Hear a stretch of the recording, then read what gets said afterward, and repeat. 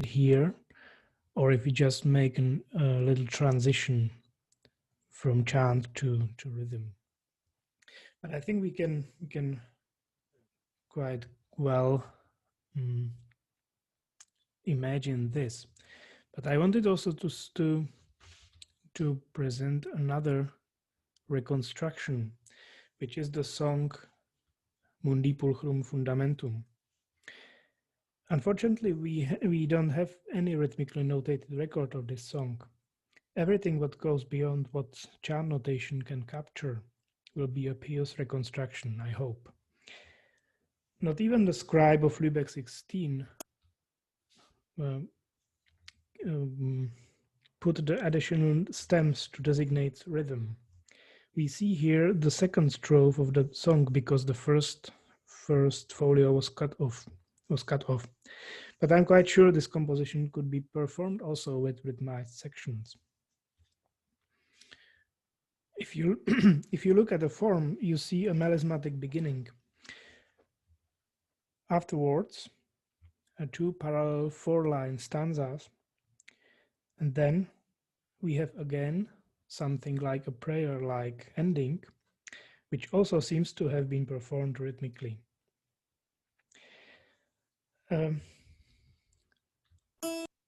Well, if you look closer at the text, this is the second strophe, which goes quite crazy in comparison to the first one.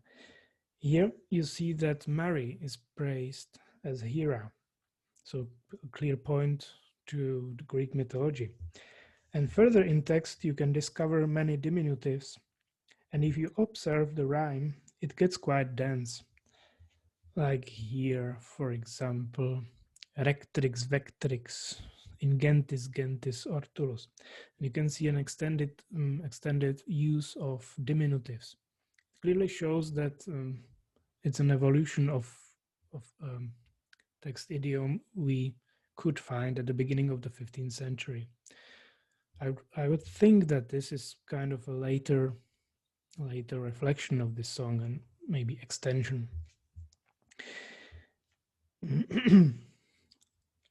Look also on the end of the line 16 in the notes, where we find,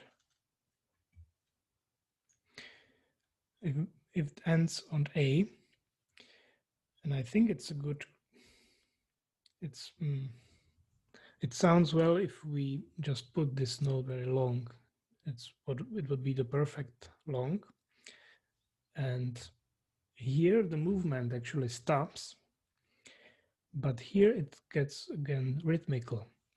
At least I hope it works musically. What is really strange on this composition is that it's overall in D mode, but we have this typical cadence O Maria, which is in most cases in E. So I don't have any explication for this. It's just the mode doesn't matter sometimes here in this tradition.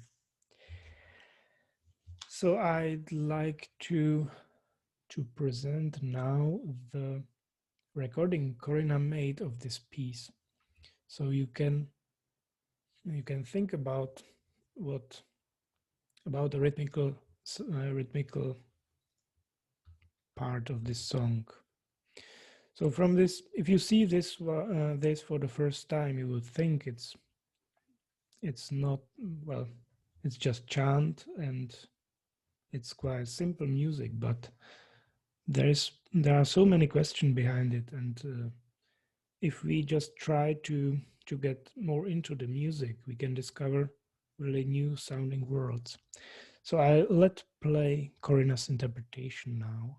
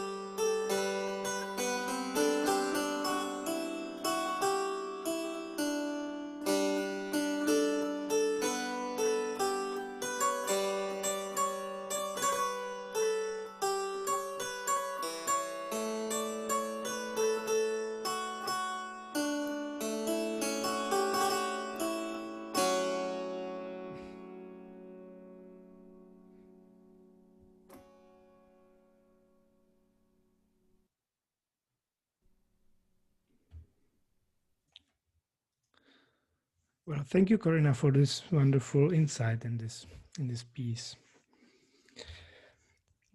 Thank you.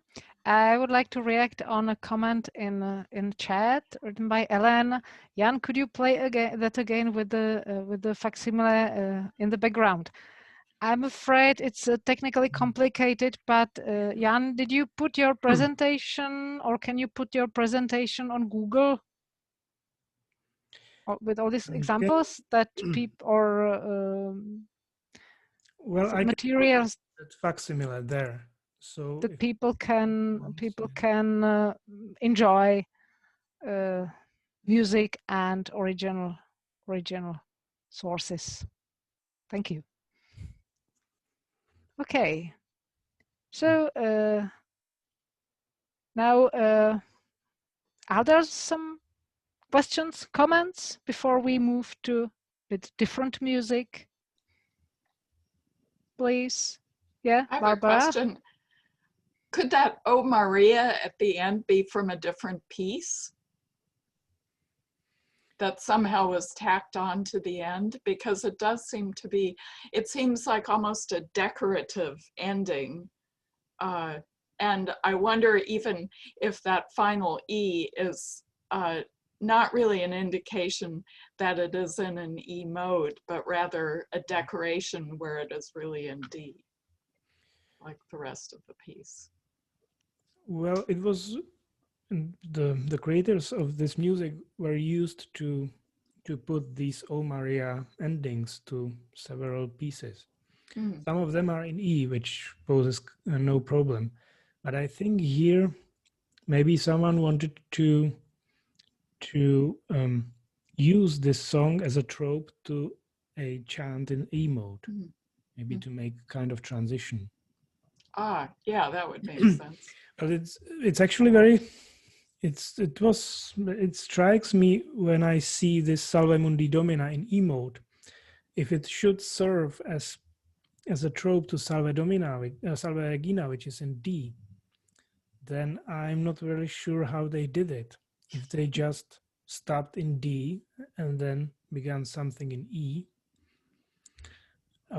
Sometimes I think it wasn't such a problem for them. I think we would, with our knowledge of theory, would think it's not possible, but in the 15th century, I sometimes find out that everything is possible. Thank you.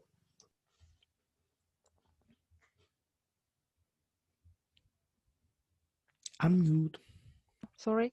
Some more questions? Or Ellen? A very short comment. I find that very nice and very convincing how Corina played that.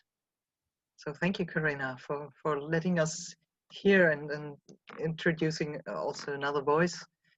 For my sense, this works very well. Thank you, Ellen. Just a short thing on that. I improvised it. I didn't write it down. And as a keyboard player, you want to have a second voice. And for that ending, in the E mode, as a keyboard player, feels completely normal as well. Being at home in the 15th century, it's like, yeah, why not? Just as a small remark. And then, having said that, it feels normal to do a second voice or like a nano second voice. There's always the fear to destroy the research of somebody like Jan, but I hope it was okay. Yeah, thank you. Some more ideas? If not, we can move to other repertory. There is a question by Jan Hajic. Would the second voice be a normal expectation also in vocal performance? So it's a question. If you have retrained singers, I know it from later 15th century, or this supralibrum improvising counterpoint. It was possible, but you need really well-trained singers. So the question is, if you find them, probably you can do it. It is, but does anyone has any remark on that? Any comment? It's probably easier for instrumentalists, for keyboard players, because they have two hands and they always want to use them. And they are also trained in this art, probably more than singers today. But if any ideas raise a given time, just write your comment into chat, or I hope we will have time still later. And for questions of more general art or kind, you can use also the general discussion tomorrow. Okay, so I think we can switch to Otep Myry. I don't want to repeat my presentation because most of you attended my presentation, but there are some, I think, new participants. So I briefly say what is the piece and what are the pieces Corina recorded for me, and I want to present in her interpretation. So first I share the screen and look at, oh, so we are now in our Google, on our Google, so the conference back, as Hannah says. So this is the back for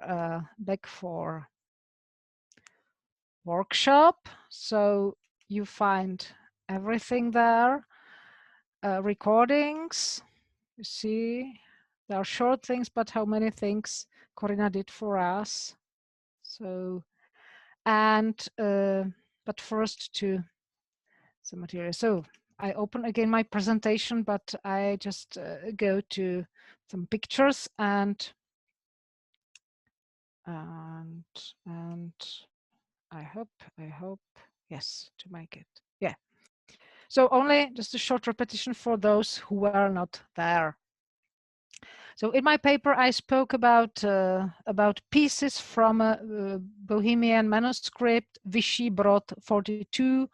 So these pieces were written down probably shortly after 1410. And I spoke about a piece with the Czech text, Otep Myry, so a bundle of Myr. The text is a paraphrase of a Song of Songs, but in the traditionally taught still also at schools that it is a love poem, medieval love poem, and this this view is still present in our society, in our culture.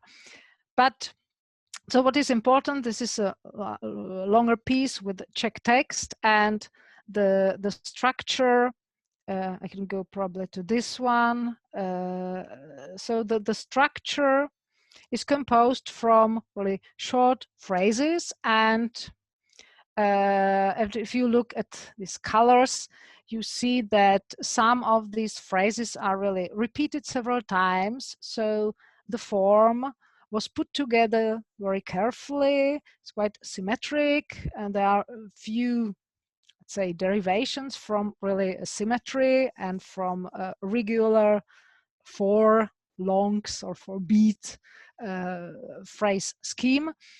But there is really a regularity, and there were of course discussions.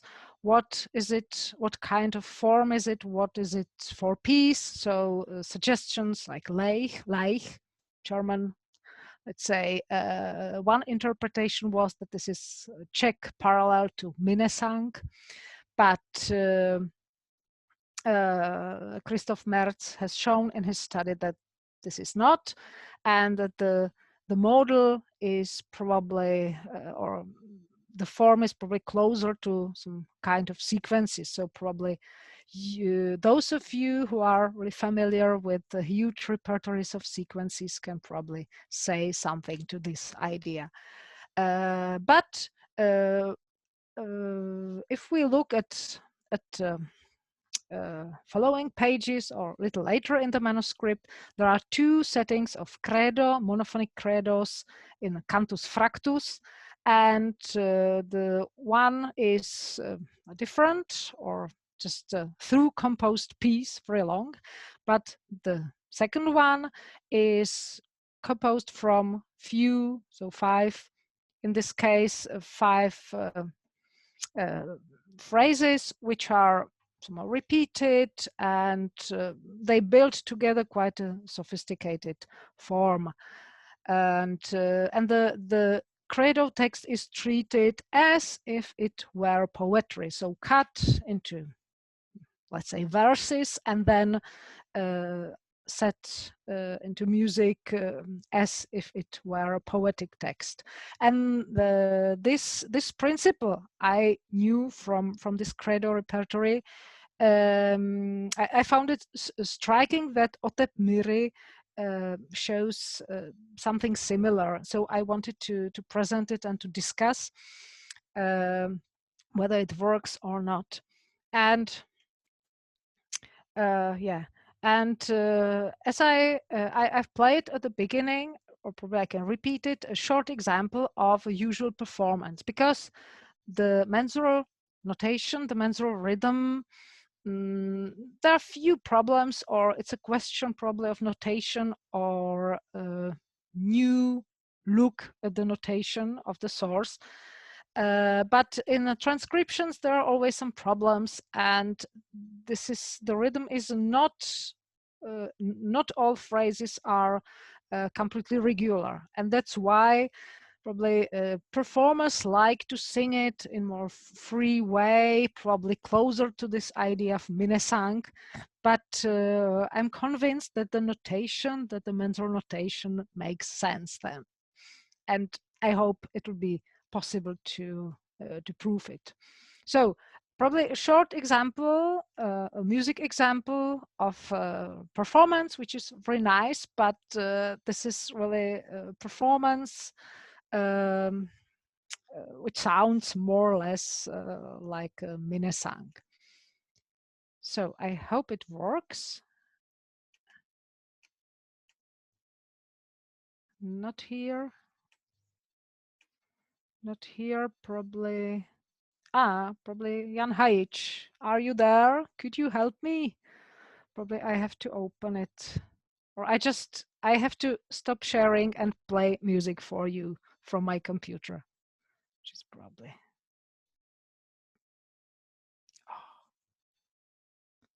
Oh, sorry.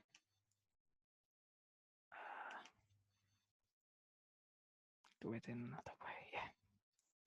Well, just a moment. So I share again, but something else. So now.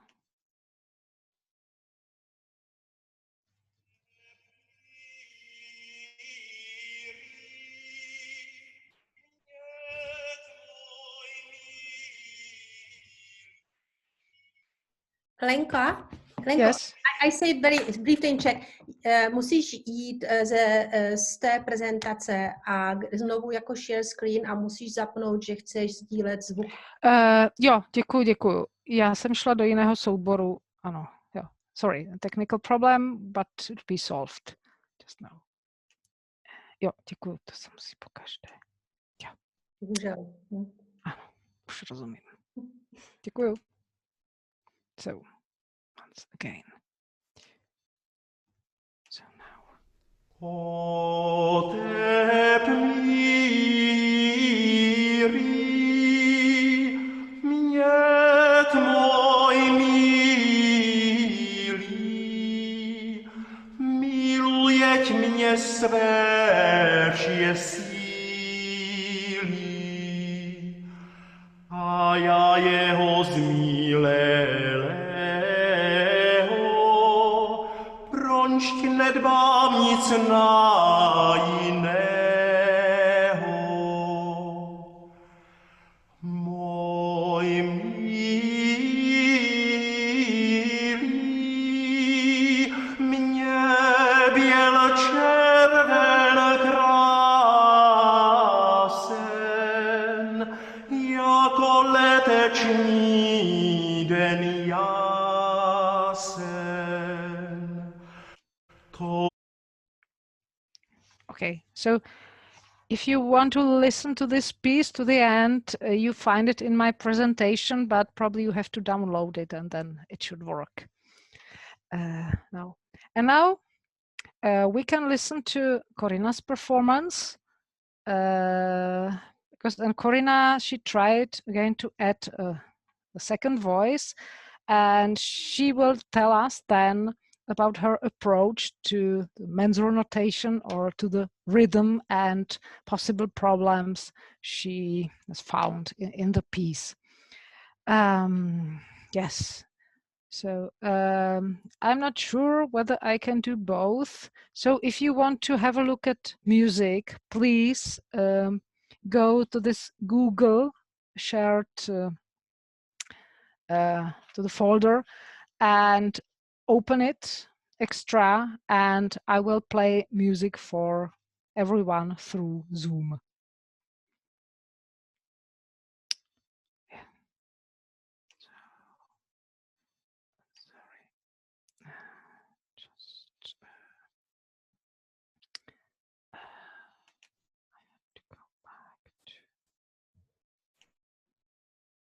Just a moment.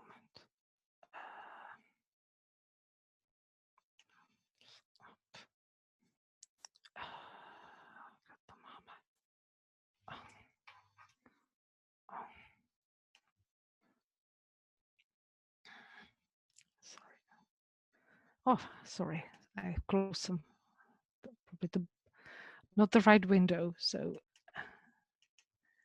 just a moment to find it again. The link to the file with the sheet music or with annotated phrases is in the chat. Thank you, because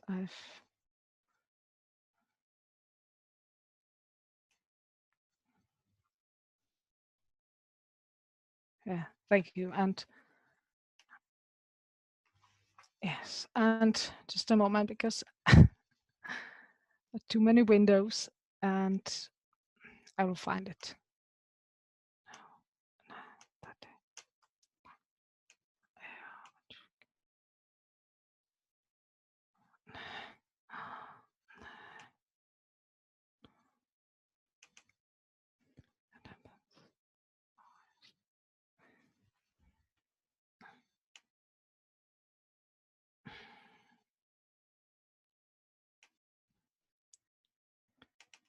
Yes, and yes, I'm almost there. There we go. Wow. Yes. There we go. Okay. Very sorry. Now I can share again. And we can listen together. Otep as performed by Corina Marti.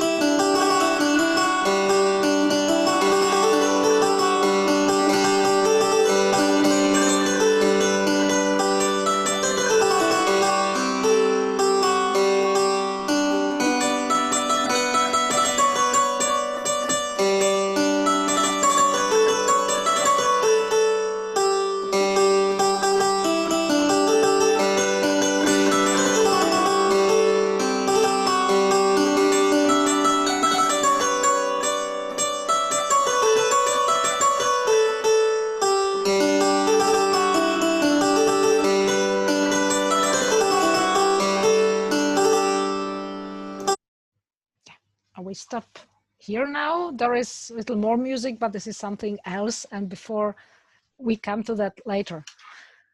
For my question to Corina, if there is a music written in mensural notation or notation which looks more or less the mensural,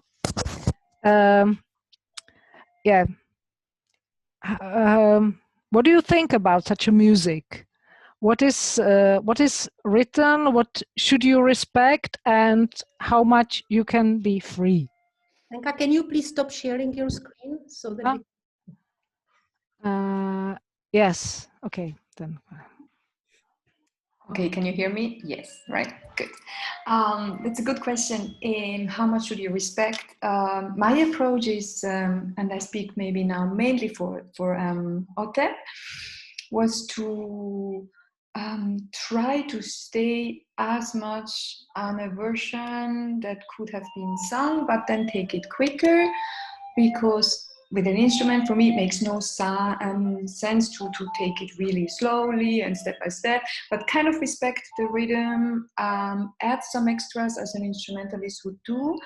I think there's always this thing that playing with the rhythm, there will be your own interpretation that gives here a bit longer, here a bit shorter, unless I really do it very scholastic and stay as it's written exactly, but then it would kill the music for me. Mm-hmm. So, but yeah, with the rhythm, it makes a lot of sense. And this piece was hard because for me, I really miss the singer here. And it's not a piece that I would perform just as a instrumentalist like this without the singer, and the text is very special of the Shir HaShirim, and so I would want to have a singer and maybe a company, and that's why I did a little hardcore improvisation, which we can listen later, just very short. I would then really rework the whole piece and make it, a big keyboard piece. Mm-hmm. Mm.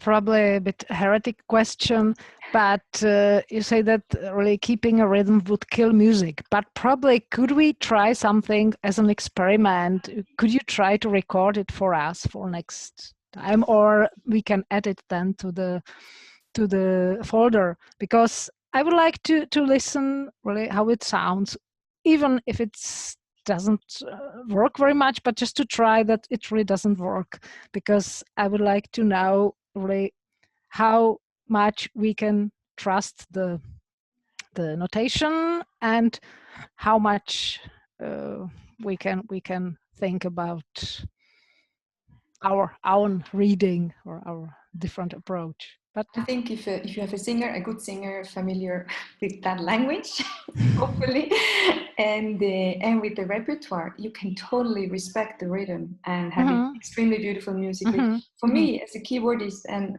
the deep inside Russian pianist, I find it very hard just to make this repetition of notes without a big intabulation around, because we have this repetition in many keyboard sources, and there's a meaning about that, and there's a lot of patterns that could come from whatever fundamenta, but the whole piece in its length, just playing like a chicken on the keyboard, didn't make so much sense for me. But I will record the version, maybe just like monophonic, just to hear really exactly the rhythm and what's going on. Yeah, as an experiment. Okay. Yeah, I can add it later tomorrow, something like this.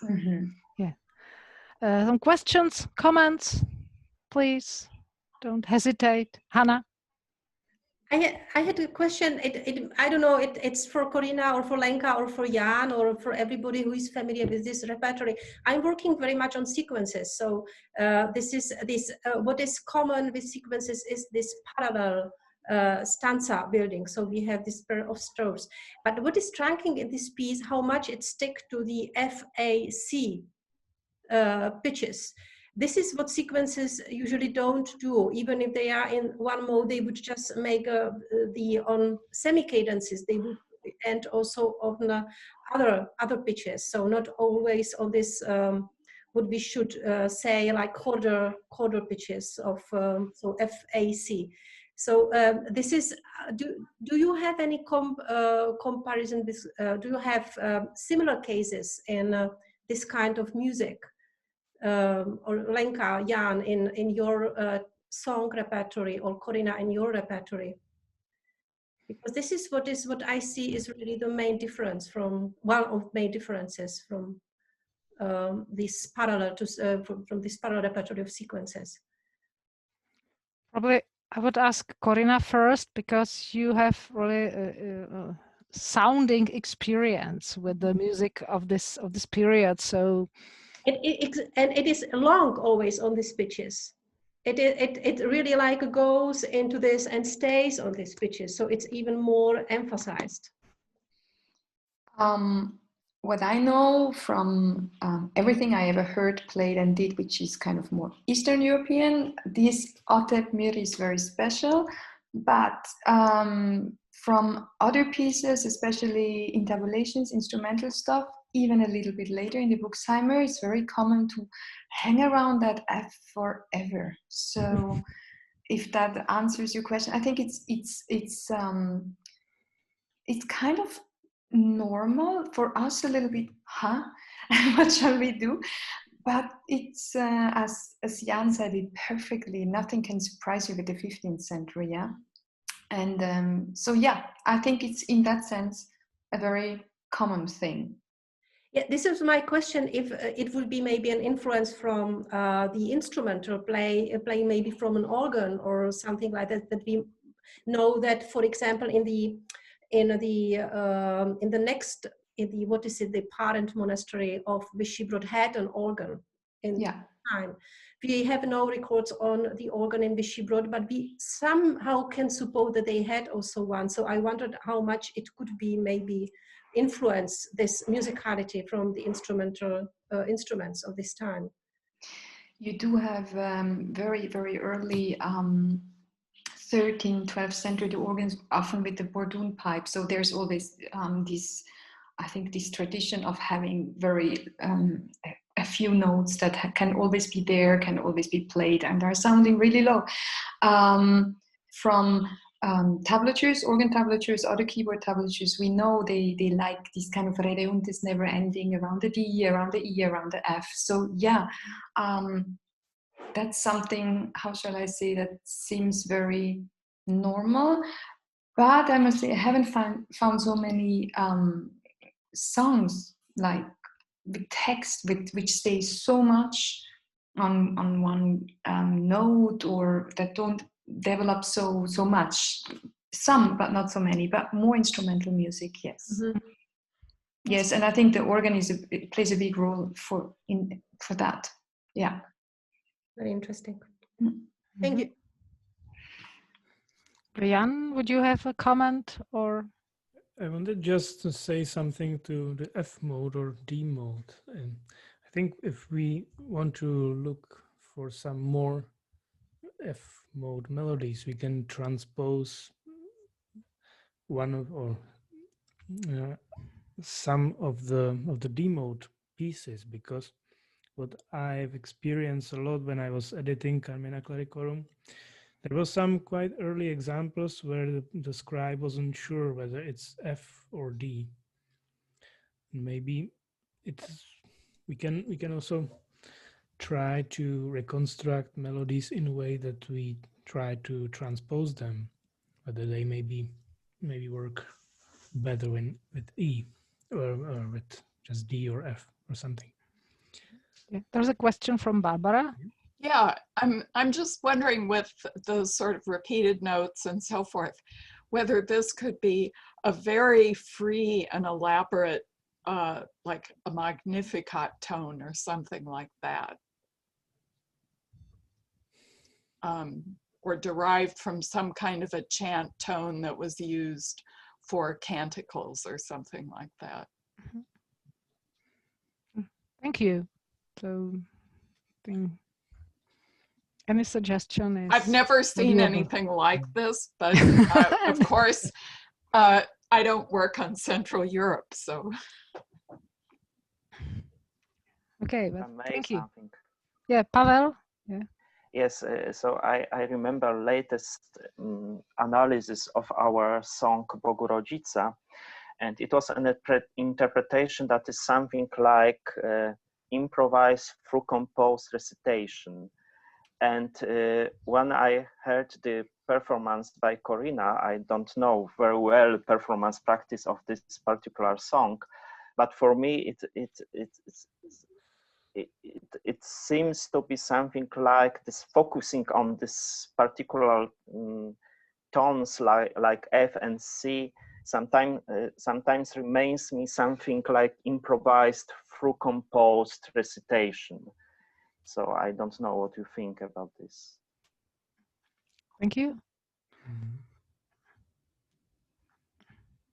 I think we are approaching really a repertory which was recomposed upon the different regulations on than the Western one or repertory in other regions, and this is probably one of questions to find relevant methodology and analytical tools for this repertory.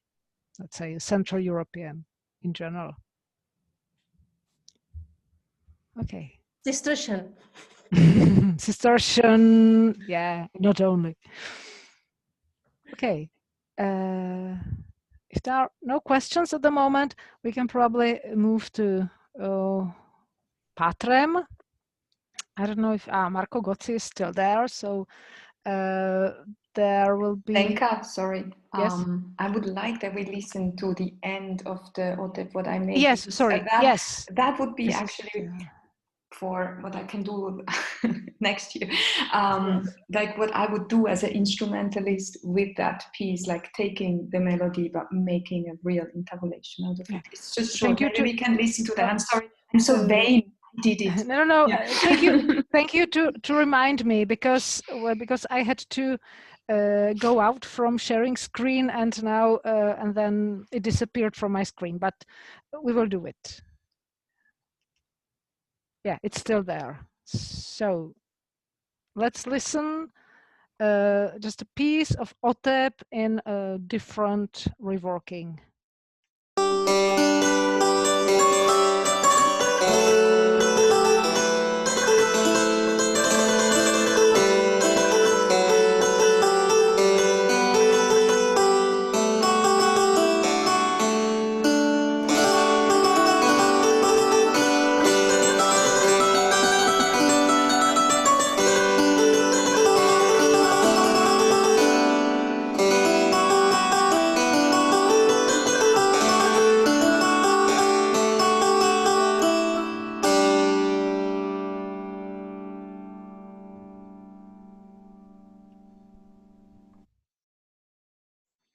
Yes, so probably but a different sounding word. And when Corina sent me these recordings, I wrote her, "Thank you for making a French Baroque prelude from Otep," or something like this. But I find it very interesting, and I hope, yeah, if you like to make more from this piece, and if it works, why not? I just took a little small thing and I sat down and thought, okay, like I do like 3 voices, like let's be heretic Buxheimer, which is a little bit later, we know that, and let's see what comes out. And then suddenly for me the repetition of the note, they can be stretched, you have more time, you make the flowers, elaborate them, the diminutions. So of course the whole piece you can turn into a big intabulation, which for me as a keyboardist would make more sense than play kind of what's there, pretending I'm a singer and adding a little portune. That for that specific piece would make more sense for me. That's why I wanted to do that. Now we can move on. Okay, thank you. So I go back to the to my screen, and just to remind, just to remind, I have to, yeah. So for those who didn't follow the presentation. Now we switch to Patrem, to monophonic rhythmic setting of the text of Credo, and Marco Gozzi, who knows all Credo settings in Italy and elsewhere, knows probably a different type, which is mostly based on really plain chant, and then the plain chant was rhythmicized. But here in Central European sources, and mostly in later, so in 15th and early 16th century, you find pieces which are really built from short phrases, and they are repeated, and you find really, let's say, different combinations, and the text is treated as if it were poetry. And I just show something from my presentation to remind that the piece we will listen to, or just a short example, is based or is built from 5 phrases, and the part we will listen to, you can identify first 3 of them there. Yeah, and because we had a conference on Vichy-Brod manuscript last year, and I read something by Marco Gozzi about the didactic purpose of these pieces, and that they were written as a base for counterpoint exercises. Then I asked Corina, please, could you make a second voice to this music? And she tried, and this year we tried the same with another piece. So I think we can turn to that, and I hope, and now where I am now, I have to go back. Yeah. Yeah, and Corina also recorded the single phrases. So if you want to spend more time with this music, or think about the form and the composition, just use the folder. But am I right? Yes. So the whole. Sorry, I can't open my window. Yes, I'm there.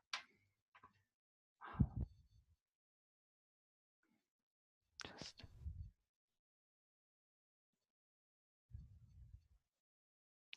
Oh, sorry.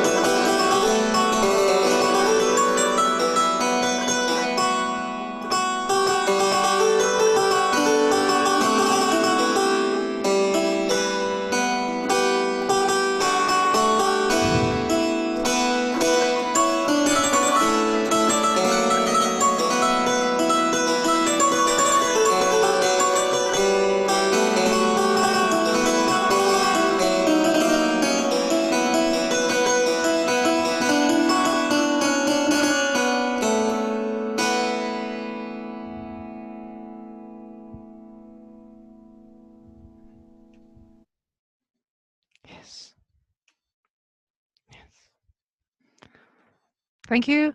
I must say that it's very interesting music for me, but just if you just look at the sources, you make transcriptions, you find it sometimes very boring. There is nothing special, very, sometimes it's like March, really nothing special. But if it was a base for making new music, different music, then it makes sense.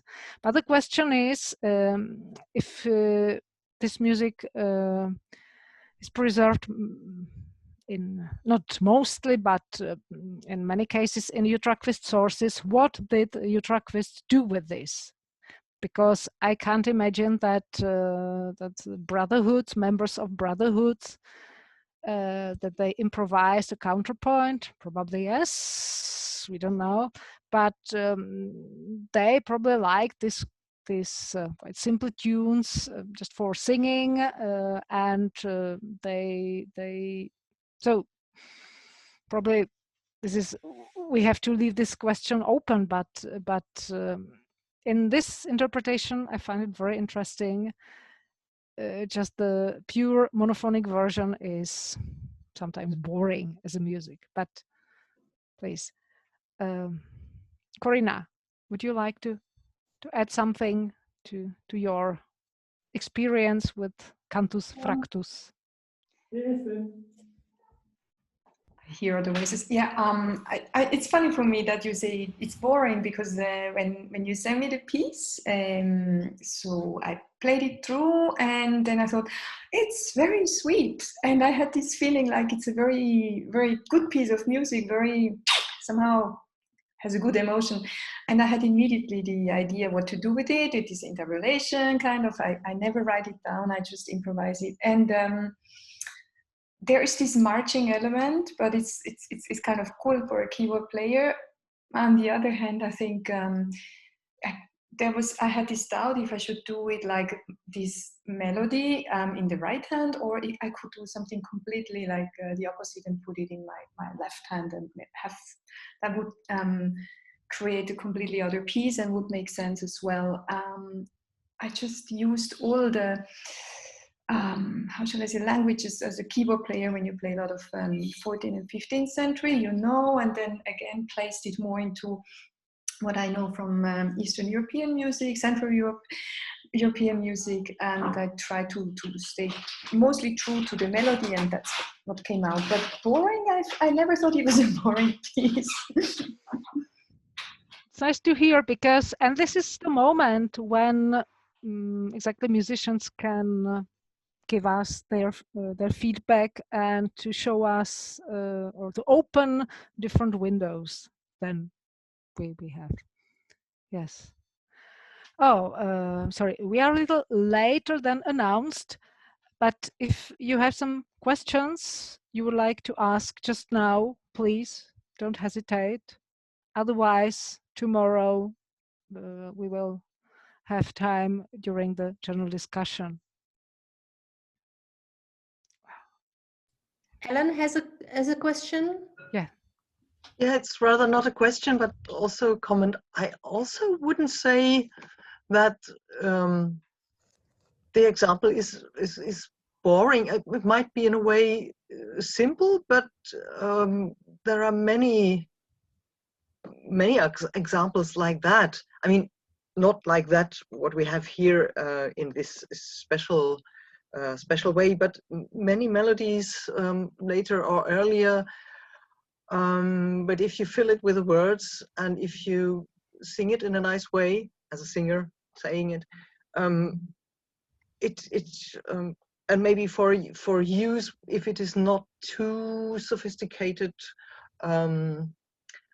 way you perform it and way the people who do it, it's fitting, it's wonderful. And of course, for this example and for the former one, I would agree totally to Corina that an instrumentalist always is, in German I would say, is juckt in den Fingern. So you feel something in your fingers, you must do something with it. You can't not do something with it. It's impossible. You have to. Otherwise your instrument is, you play it in vain. So I think there is a difference, even if you would add a second voice by a singer, just sung. In any case, it would be simpler in a way than played by an instrumentalist or two instrumentalists. Let's say a flute and a fiddle or whatever you can think of. the upper voice always has to make garlands to use the instrument. That's just what I would say. Thank you.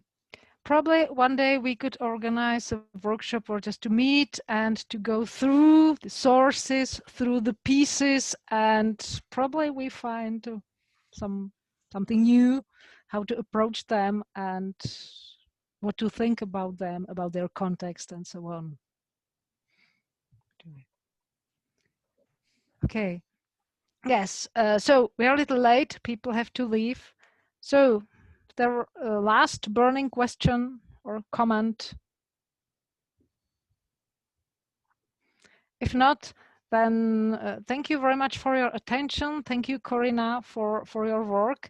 And I hope to meet you tomorrow again. So please join us at 3 o'clock or shortly before to complete the conference and then to crown it with the final discussion.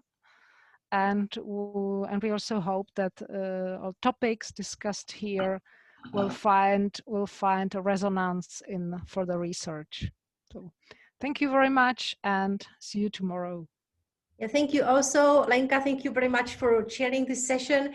As announced, we will continue tomorrow. There is slightly changed time of the timetable for tomorrow, so please consult the web page of the conference. We changed the duration of the first session so that also the final discussion will start slightly later. If you cannot make it for the afternoon section, please come at least to the discussion. We will be very happy to meet you again at the closing event. So have a good night and hopefully see you tomorrow. Thank you. Bye.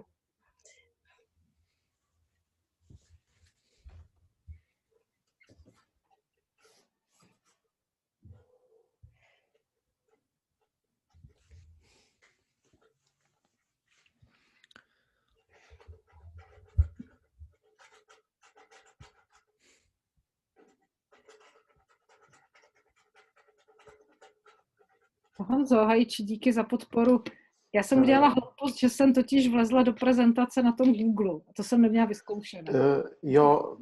Ale už vím, že se to nemá, že to nefunguje. Ale aspoň, že muzika fungovala. Jo. Tak jo, já se s vámi brzo zloučím. Oni už tady jedí bolognese, jo, kdybyste věděli, co to se mnou dělá. Ale já to čekám, ono se to bude zase nahrávat. Pardon.